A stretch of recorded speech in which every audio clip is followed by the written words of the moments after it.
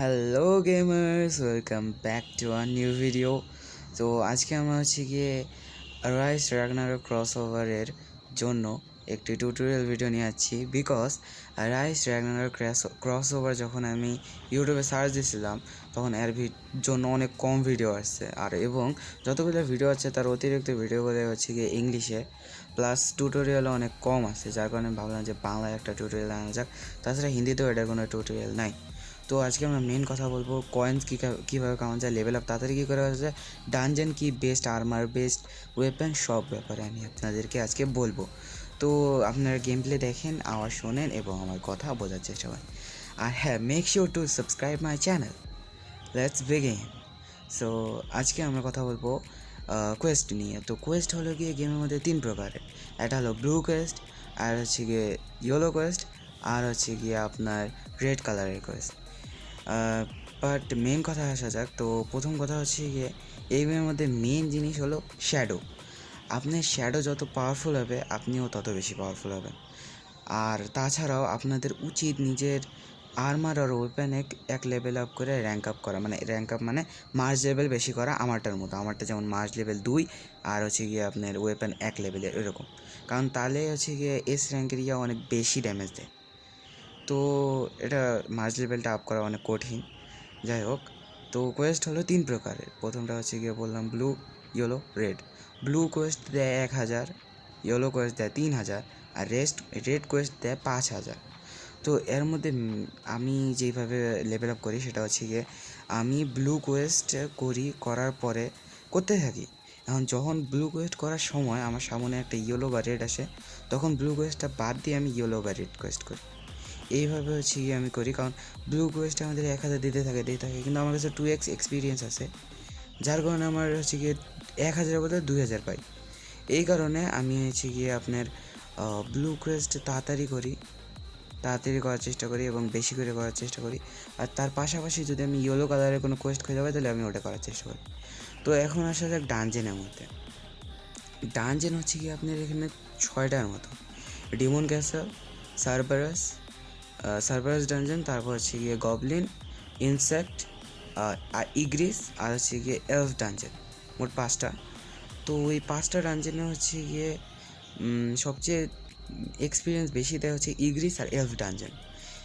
এই ডানজেনগুলো আপনাদের করার জন্য এলফ ডানজেন আর ইগ্রিস ডানজেন করার জন্য আপনার 600+ লেভেল আপ হওয়া লাগবে, নাহলে আপনারা এত সহজে করতে পারবেন না। আর ইগ্রিস ডানজেনটা হচ্ছে কি একটু সহজ আছে এলফ ডানজেনের চেয়ে। এলফ ডানজেনে 146টার মতো এনিমি থাকে, যা অনেক টাফ।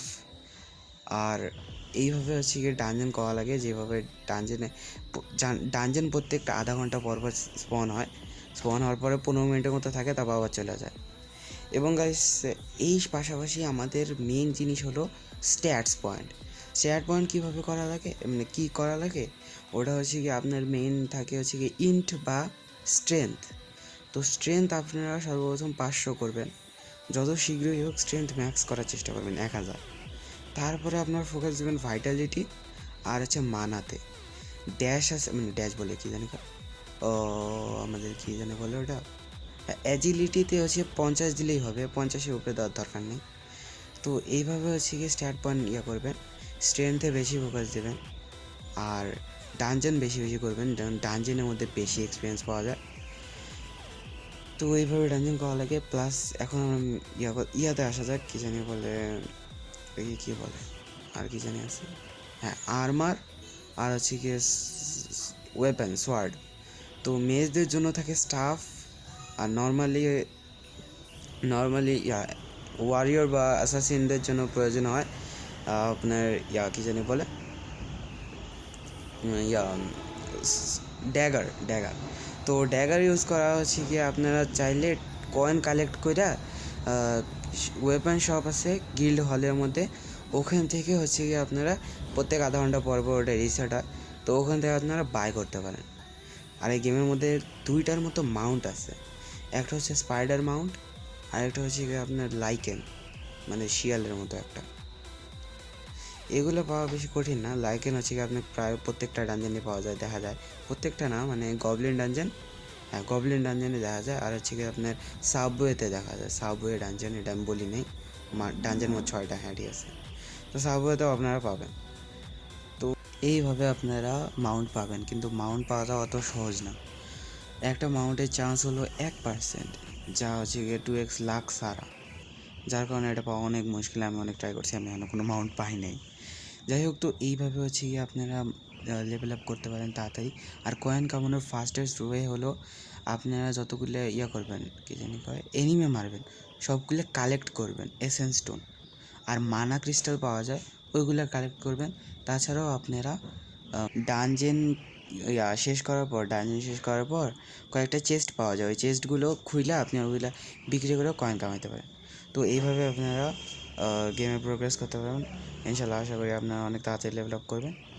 তো এখানে একটা জায়গা আছে যেখান থেকে র্যাঙ্ক আপ করা যায়। আমার 1000 লেভেল হলে আমি র্যাঙ্ক আপের একটা ভিডিও ছাড়বো। তো আজকের ভিডিওর জন্য এটুকুই।